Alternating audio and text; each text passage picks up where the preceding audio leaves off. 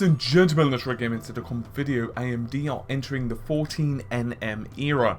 That's right, 14 nanometers. That's pretty damn impressive. AMD Greenland is indeed taping out and is ready to take on the market.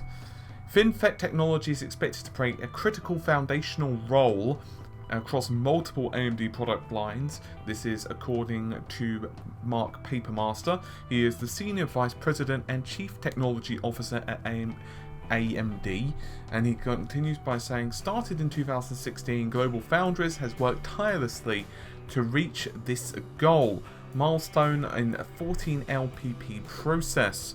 We look forward to Global Foundries' continual progress towards full production readiness and expect to leverage the advanced 14 LPP process technology across a broad set of our CPU, APU and GPU products. So what does that mean in reality? Well, we know that 14nm processor was starting to become a reality back in January of 2015. When the process was successfully qualified for volume production while achieving yield targets on lead customer products. Obviously the customer in this case would be AMD. Furthermore, the performance enhanced versions of the technology 14 LPP was qualified in the third quarter of 2015, says the quote, with an early ramp occurring in the fourth quarter of 2015 and full-scale production set for early 2016. So what does that mean for AMD's Arctic Islands? Well, you might recall that we had another video just recently discussing comments from Rajaj Koduri, who is the head of graphics spin-off of the graphics spin-off of Radeon Technologies.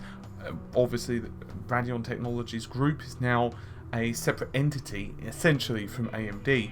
And he has said, and I quote, RTG will need to execute on their architectural designs and create brand new GPUs, something that AMD has struggled with lately. He then promised at least 2 new GPUs in 2016.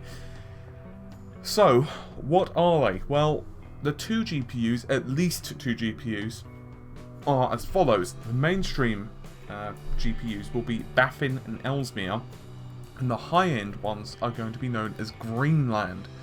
Now, the Greenland is all going to be part of the Arctic Island GPU family, and low-end is going to now be, from what we understand anyway, integrated inside of AMD's APU units.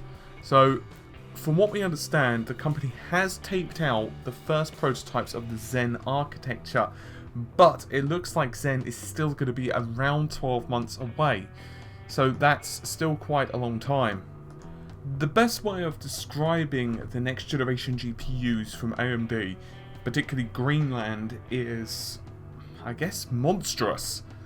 It really is going to be absolutely monstrous. To give you an indication, Fiji, the type of GPU you find in, let's say, the Fury X, has around 9 billion transistors, 8.9 if you want me to be fairly precise. And that puts out 8.6 teraflops of performance. That's a lot of performance. I mean, let's put that in comparison to, let's say, the Xbox One, which has 1.31 teraflops, or the PlayStation 4, 1.84 teraflops. They're pretty powerful, but almost 9 teraflops of computing power is ludicrous. Greenland, however, is going to make that look rather silly. It's supposedly, well, I guess it depends on the final launch date, but it is in contention to be the first 10 billion chip ever produced, and is going to be connected with either 16 or 32 gigabytes of high bandwidth memory too. I'm assuming the same caveats can be said for AMD as they can Nvidia. It's probably going to mostly depend on what the memory manufacturers can actually make with good quantities. In other words, if they can't put out high quantities of large enough chips, then unfortunately Nvidia and AMD are going to have to settle with just 16 gigabytes. But still, these parts are going to be at least 15 billion transistors. That is just insanity. I mean, it really, really, really is insanity.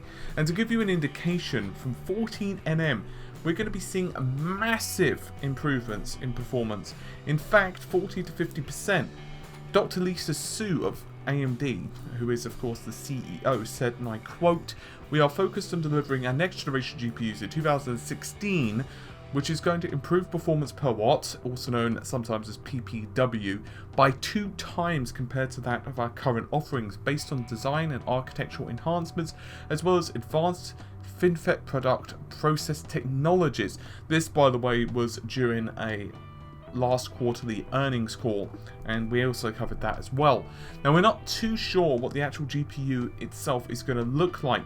We've known many different versions of GCN by now, from the original 7000 series, then we had of course the R9 200 series, and we've had essentially even Tonga. But it looks like GCN in 2016 could potentially be GCN 2.0. Now, what that's going to mean in reality is a bit unknown. It's possible it's going to be just a tweaked version of the GCN we all know and love, but many are also assuming, based upon comments, based upon speculations, rumours and supposed inside sources, that this is not going to be the case. Some are speculating that it's going to be an advancement in the GCN architecture. What that means in reality, whether it's going to be a complete redesign of how GCN works, whether it's going to be just a massive tweak to GCN, or whether it's going to be something, I'm not mentioning here, it's completely and utterly unknown. Essentially, GCN next year is going to be 5 years old. That's quite a long time for an architecture to exist, no matter which way you slice it. However, GCN does work. I guess they can't completely and utterly abandon GCN for numerous reasons. Mostly its software and technologies have been so based around it. However, it's most probable, and obviously we don't know all of the details yet, and unfortunately some of the sources are remaining fairly tight-lipped. It is possible that what we are going to see, I guess you could say, is a major advancement in GCN, an evolution, rather than seeing small improvements, let's say advanced color compression that we've seen added in, or improvements to tessellation, or improvements to core clocks, or power reduction, or whatever else. Most of this technology, however, is going to come to fruition when you think about AMD's technology like Nano. Now, the Nano is an impressive card, but it's probably worth noting that Nano isn't just handy for now, in that, AMD can use that to sell and it is a popular product, but it also gave AMD's engineers a chance to work on something rather unique, and it was a good learning process. Sometimes the best products that you can make aren't necessarily the highest end products, they're not necessarily going to light the world on fire, but what they do is give you an indication or a chance to try out something new, which is going to be available and something that you can learn from for your next generation products. And this is probably what AMD were doing when they were putting together both the Nano and the Fury. Well, definitely the Fury. It's fair to say, however, that the next year to 2 years for AMD are going to be rather critical in the final future of the company. Zen itself is going to be instrumental, and obviously Zen would be the CPU, is going to be instrumental in actually formulating the APUs of the company, and those naturally are going to either move towards potentially next generation console contracts. They're going to be used for, of course, all-in-one PCs, for laptops, for netbooks, for everything else under the sun, and also entry-level PCs as well. It's fair to say that many are also interested in the Zen purely for the CPU performance, and we all know about Intel. Intel have been rather aggressive at the moment on the CPU front, but it's fair to say that we're all kind of sick about the 5 to 10% improvement from, let's say, Sandy to Ivy to Haswell to Broadwell and all the other bloody wells under the sun. We just want something a bit more, and therefore we all kind of want to see AMD have a rabbit punch or two into Intel's way, just to see what would happen. So profitability wise, AMD have a lot of technology. Mantle, some people have slighted, some people have said it wasn't a good idea. Personally, I think it was actually a great idea for Mantle.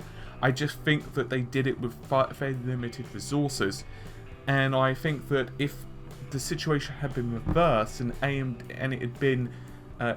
had been in Nvidia's position, and AMD had many of the technologies and I guess you could say the market share that Nvidia had at the time, I have a feeling it would have been a rather different situation. But with virtual reality going to be a big thing over the next couple of years, and AMD definitely heavily investing in that, as well as Nvidia themselves, I think it's fair to say that the next couple of years in PC are going to be very interesting. So all you can do is, of course, watch this space. But with that said, I'll see you soon. Take care. Bye for now.